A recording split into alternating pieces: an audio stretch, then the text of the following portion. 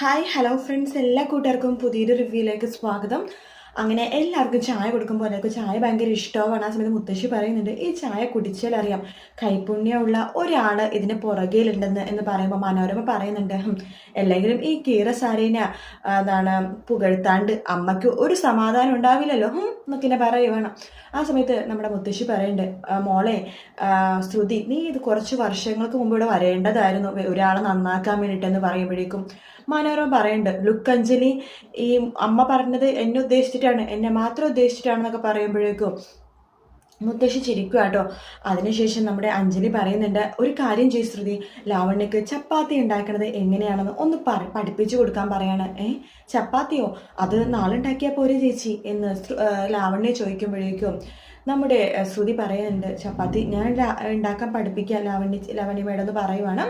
ആ സമയത്ത് അഞ്ജലി പറയുന്നുണ്ട്, അങ്ങനെയാണെങ്കിൽ രാത്രി കുഞ്ഞൻ കഴിക്കാൻ വരുമ്പോൾ ചപ്പാത്തിയും കറിയും ലാവണ്യയുടെ വകയാവട്ടെ, അവന് ഒത്തിരി സന്തോഷമാവും എന്ന് പറയുവാണ്. ശരി മേഡം, വാ ലാവണ്യ മേഡം എന്ന് പറഞ്ഞിട്ട് ശ്രുതി ലാവണ്യനെ വിളിച്ചിട്ട് അടുക്കളയിലേക്ക് പോവാട്ടോ. അങ്ങനെ അടുക്കളയിലേക്ക് പോയി കഴിയുമ്പോഴേക്കും മനോരമ പറയുന്നുണ്ട്, അപ്പോൾ അവർ പോയി കഴിയുമ്പോൾ എൻ്റെ മൈ ഗോഡ്, എന്തൊക്കെ പറഞ്ഞാലും അടുക്കള കാണുമ്പോൾ ചതുർത്ഥി പോലുള്ള ലാവണ്യ ബേബി ഇപ്പോൾ അടുക്കളയിൽ തന്നെയാണ്, നോക്കണേ എന്നൊക്കെ പറഞ്ഞിട്ട് ഇങ്ങനെ ചിരിക്കും കേട്ടോ. അതിനുശേഷമാണെന്നുണ്ടെങ്കിൽ നമ്മുടെ ശ്രുതി ഒരു പാത്രത്തിൽ, വലിയ പാത്രത്തിൽ കുഴക്കാനുള്ള ഒരു പൊടിയും അതുപോലെ തന്നെ ഒരു പാത്രത്തിൽ വെള്ളം എടുത്ത് ലാവണ്യയുടെ കയ്യിൽ കൊടുക്കുകയാണ്. മാഡം ഇനി ഇത് ഒഴിച്ചിട്ട് പതുക്കെ പതുക്കെ കുഴച്ചുകൊണ്ടിരിക്കണമെന്ന് പറയുമ്പോൾ ലാവണ്യ പറയുന്നുണ്ട്, അയ്യോ കാർട്ടൂൺ ബേബി, എൻ്റെ കയ്യിൽ നെയിൽ പോളിഷ് കണ്ടില്ല, ഞാനിതിപ്പോൾ ഇട്ടേ ഉള്ളൂ, അതൊന്ന് ഉണക്കിയിട്ട് വരാവേ. ലാവണ്യ ബേബി കാർട്ടൂൺ ബേബി അപ്പോഴേക്കും ഇതൊന്ന് പൊടിയൊക്കെ നനച്ച് കുഴച്ച് വെക്കുമെന്ന് പറയുമ്പോൾ, അയ്യോ മേഡം എന്ന് പറയുമ്പോൾ, പ്ലീസ് പ്ലീസ് ഞാൻ പോയിട്ട് നഖമൊക്കെ ഒന്ന് ഉണക്കിയിട്ട് വരാം, അപ്പോഴേക്കും കാർട്ടൂൺ ബേബി ഒന്ന് കുഴച്ച് വെച്ചാൽ മാത്രം മതി, ഓക്കെ എന്ന് പറഞ്ഞിട്ട് ലാവണ്യ അവിടെ നിന്ന് എസ്കേപ്പ് അടിക്കുവാണ്. ആ സമയത്താണ് നമ്മുടെ അശ്വിൻ അങ്ങോട്ടേക്ക് കാറിൽ വരുന്നത് കേട്ടോ. വരുമ്പോഴേക്കും നമ്മുടെ ലാവണ്യനെ വിളിക്കുന്നുണ്ട്. ആ സമയത്ത് ലാവണ്യത്തിന്, അതിന് മുമ്പാണ് കേട്ടോ ലാവണ്യത്തിന് ഇങ്ങനെ ചോദിക്കുന്നുണ്ട്, എന്താ ലാവണ്യ നേരത്തെ വിളിച്ചപ്പോൾ ഞാൻ ബിസി ആയിരുന്നു, നീ എന്താ വിളിച്ചെന്ന് ചോദിക്കുമ്പോൾ ഒന്നും പറയണ്ടെന്ന് പറയാണ്. നീ ഇപ്പോൾ എവിടെയാ?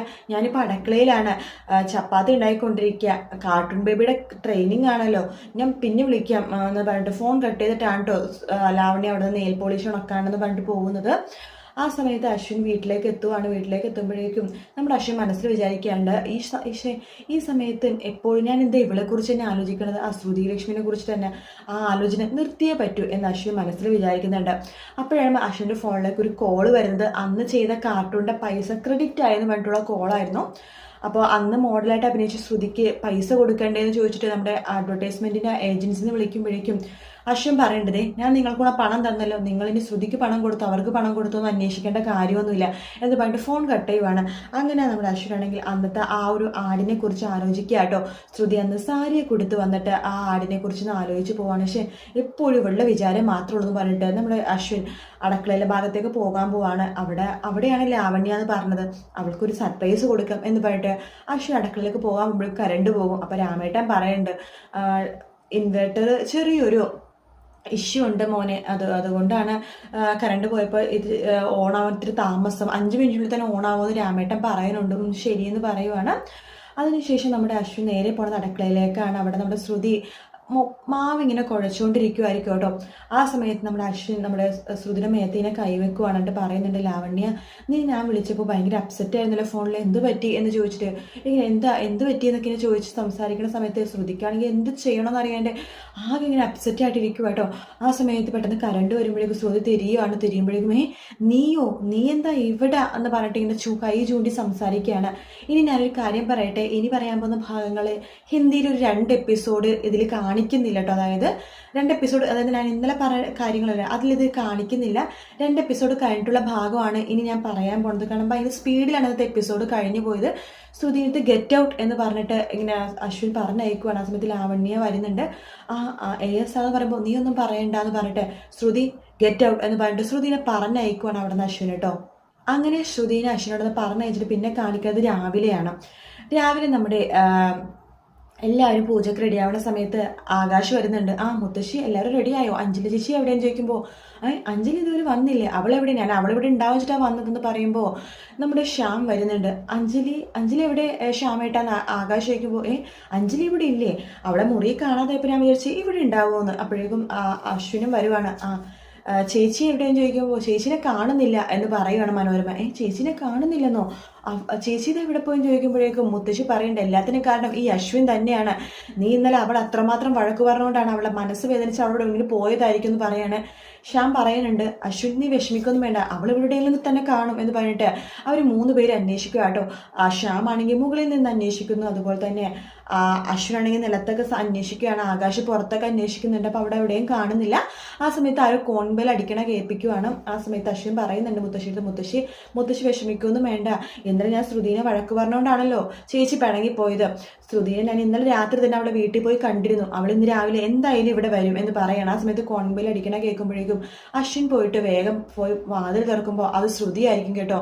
ആ സമയത്ത് ശ്രുതി ഇങ്ങനെ എല്ലാവരും മുമ്പിൽ ഹായ് എല്ലാവർക്കും ഗുഡ് മോർണിംഗ് മുത്തശ്ശി എന്നൊക്കെ പറയുന്നുണ്ട്. ആ സമയത്താണ് എന്താ എല്ലാവരും വല്ലാതിരിക്കണമെന്ന് പറയുമ്പോൾ മുത്തശ്ശി പറയുന്നുണ്ട്, അത് അഞ്ജലിനെ കാണുന്നില്ല, ഇന്നലെ രാത്രി നീ പോയി കഴിഞ്ഞപ്പോൾ അശ്വിൻ അഞ്ജലിയും തമ്മിൽ പിണങ്ങിയായിരുന്നു, അതിൻ്റെ വിഷമത്തിലായിരിക്കും അവളെ രാവിലെ തൊട്ട് കാണുന്നില്ലെന്ന് പറയുവാണ്.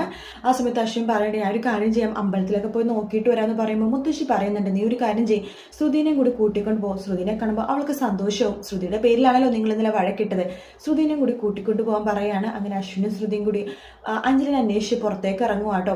ആ സമയത്ത് അവർ പോയി കഴിയുമ്പോൾ ലാവണ്യ വരുന്നുണ്ട്, ഹായ് എവരിബഡി, ഞാൻ കുളിച്ച് റെഡിയായി, നമുക്ക് പൂജ ചെയ്യാം എന്ന് പറയുമ്പോൾ മുത്തശ്ശിക്ക് ദേഷ്യം അകത്തേക്ക് പോവാം. ആ സമയത്ത് നമ്മുടെ മനോരമ ലാവണ്യ ബേബി ഇങ്ങോട്ട് വാ, ഇവിടുത്തെ സാഹചര്യം കുറച്ച് വഷളാണെന്ന് പറഞ്ഞിട്ട് നമ്മുടെ ലാവണ്യനെ കൂട്ടിക്കൊണ്ട് അകത്തേക്ക് പോകുവാണ്. ആ സമയത്ത് നമ്മുടെ അശ്വിനാണെന്നുണ്ടെങ്കിൽ ഇടക്കിടക്ക് അഞ്ജലിനെ വിളിക്കുന്നുണ്ട് കേട്ടോ. വണ്ടിയിലാണെങ്കിലും ശ്രുതിയും അശ്വിൻ്റെ അടുത്ത് തന്നെ മുമ്പിലിരിക്കുവാണ്. ആ സമയത്ത് നമ്മുടെ അശ്വിൻ്റെ ടെൻഷൻ കാണുമ്പോഴേക്കും ശ്രുതി അതില്ലേ വിഷമിക്കേണ്ട എന്ന് പറയുവാണ്. ആ സമയത്ത് അശ്വിൻ ദേഷ്യത്തോടു കൂടി ശ്രുതിനെ നോക്കണം എന്ന് പറഞ്ഞ് കാണിക്കുക കേട്ടോ. എന്ന് പറഞ്ഞിട്ട് അശ്വിന് പിന്നെ ശ്രുതി ഒന്നും മിണ്ടുന്നില്ല. അതിനുശേഷം നമ്മുടെ അശ്വിനാല ശ്യാം വിളിക്കുന്നുണ്ട്, എന്താ എന്തിലും അറിഞ്ഞോ? ഇല്ല, ഞാൻ അമ്പലത്തിലൊക്കെ അന്വേഷിക്കുക. ശരി, ഞാനെന്ന് അവളുടെ 2-3 ഫ്രണ്ട്സിൻ്റെ വീട്ടിൽ പോയി അന്വേഷിക്കാമെന്ന് ശ്യാമും പറയുന്നുണ്ട്. അങ്ങനെ ഫോം വെക്കുവാണ്. അങ്ങനെ പരസ്പരം വിളിച്ച് ടെൻഷൻ അടിച്ചുകൊണ്ടിരിക്കുകയാണ്. അശ്വിൻ്റെ ടെൻഷൻ കാണുമ്പോൾ ശ്രുതി പറയുന്നുണ്ട്, അതെ ഞാനൊരു കാര്യം പറഞ്ഞോട്ടെ എന്ന് പറയുമ്പോൾ അശ്വിൻ വീണ്ടും എന്ന് കാണിക്കുകയാണ്. എന്നിട്ട് ശ്രുതിക്ക് പിന്നെ ഒന്നും പറയാൻ പറ്റില്ല. ആ സമയത്ത് അശ്വിൻ പെട്ടെന്ന് നോക്കുമ്പോഴാണ് ശ്രുതി ഇങ്ങനെ ചാടി കളിക്കുവാട്ടോ വണ്ടിയിൽ. അശ്വിനെ മനസ്സിലായി സീറ്റ് ബെൽറ്റ് ഇട്ടിട്ട്. അശ്വിനെ അപ്പം കണ്ണുകൊണ്ട് ഇങ്ങനെ കാണിക്കുന്നുണ്ട്, എന്താ എനിക്ക് മനസ്സിലായില്ല. ആ സമയത്ത് നമ്മുടെ ശ്രുതി ഒന്നും മനസ്സിലാവുന്നില്ലല്ലോ എന്ന് പറയുവാണ്. അതിനുശേഷം നമ്മുടെ അശ്വിൻ പെട്ടെന്ന് തന്നെ വണ്ടി നിർത്തിയിട്ട് സീറ്റ് ബെൽറ്റ് ഇട് എന്ന് പറയുവാണ്. ആ സമയത്ത് ശ്രുതിക്കാണെങ്കിൽ സീറ്റ് ബെൽറ്റ് കറക്റ്റായിട്ട് ഇടാനും അറിയില്ല കേട്ടോ. അങ്ങോട്ട് തിരിക്കും ഇങ്ങോട്ട് തിരിച്ചൊക്കെ വെക്കുവാണ്. അത് കുറച്ച് വലിയ വണ്ടിയാണ്, അതുകൊണ്ടായിരിക്കും ശ്രുതിക്ക് ചിലപ്പോൾ അറിയാൻ പറ്റാത്തത്. അപ്പോൾ ശ്രുതി വലിക്കുമ്പോൾ സീറ്റ് ബെൽറ്റ് വരുന്നില്ല, അങ്ങനത്തെ കുറച്ച് ഇഷ്യൂസ്. ആ സമയത്ത് അശ്വിൻ തന്നെ സീറ്റ് ബെൽറ്റ് വലിച്ച് ശ്രുതിക്ക് ഇട്ട് കൊടുക്കുവാണ്. ആ സമയത്ത് അവർ കണ്ണും തമ്മിൽ കുറച്ച് നോട്ടവും കാര്യങ്ങളൊക്കെ ഉണ്ട് കേട്ടോ. അതിനുശേഷം നമ്മുടെ അശ്വിൻ വണ്ടി ഓടിച്ചിരിക്കുന്ന സമയത്ത് നമ്മുടെ ശ്രുതി പെട്ടെന്ന് പറയുന്നുണ്ട്, അതെ എൻ്റെ ഇന്ന് ഭഗവതിയുടെ ദിവസമാണല്ലോ, ചിലപ്പോൾ അഞ്ജലി മേഡം ഭഗവതി ക്ഷേത്രത്തിലുണ്ടാവും, ഇവിടുത്തെ ഏറ്റവും വലിയ ഭഗവതി ക്ഷേത്രത്തിൽ വണ്ടി ഒതുക്കാവോ സാർ എന്ന് ചോദിക്കുകയാണ്. ആ സമയത്താണ് അശ്വിനും അതൊരു ഡൗട്ട് തോന്നുന്നത്. അശ്വിൻ അങ്ങനെ ഭഗവതി ക്ഷേത്രത്തിലേക്ക് വണ്ടി വിടുവാണ്. അപ്പോഴേക്കും വലിയൊരു ഭഗവതി ക്ഷേത്രം ഉണ്ട് കേട്ടോ. അവിടെ തന്നെയാണ് അഞ്ജലി ഉള്ളത്. അവിടെ അഞ്ജലി കരഞ്ഞുകൊണ്ട് ആൾക്കാരുടെ അടുത്തിരിക്കുവാണ്. അശ്വിനയുടെ വണ്ടി ഒതുക്കിയതിനു ശേഷം വേഗം അമ്പലത്തിൽ പോയി അന്വേഷിക്കുമ്പോൾ അവിടെ അഞ്ജലി കരഞ്ഞുകൊണ്ടിരിക്കണ കാണുവാണ്. അശ്വിൻ പെട്ടെന്ന് തൻ്റെ ചേച്ചിയുടെ അടുത്ത് പോയിട്ട് അവിടെ ചേച്ചിയുടെ അടുത്തേക്ക് ഇരുന്നിട്ട് ചേച്ചിയുടെ അടുത്ത് സോറി പറയണ പോലെ ഇരിക്കുവാണ്. അപ്പോഴേക്കും നമ്മുടെ ശ്രുതി അങ്ങോട്ടേക്ക് വരുന്നിടത്താണ് കേട്ടോ എപ്പിസോഡ് തീരുന്നത്. വളരെ പെട്ടെന്നാണ് ഇന്നത്തെ എപ്പിസോഡ് അവർ തീർത്തത്. എന്താണെന്നറിയില്ല, ഒരു 5-6 എപ്പിസോഡ് ഒരുമിച്ച് തീർത്ത പോലെ തന്നെ സ്പീഡിൽ അങ്ങോട്ട് തീർത്തിട്ട് പോയി. വീഡിയോ ഇഷ്ടപ്പെട്ടെങ്കിൽ ലൈക്ക് ചെയ്യുക, സബ്സ്ക്രൈബ് ചെയ്യുക, കമൻറ്റ് ചെയ്യുക. മറ്റൊരു വീണ്ടും കാണാം. Take care, bye bye.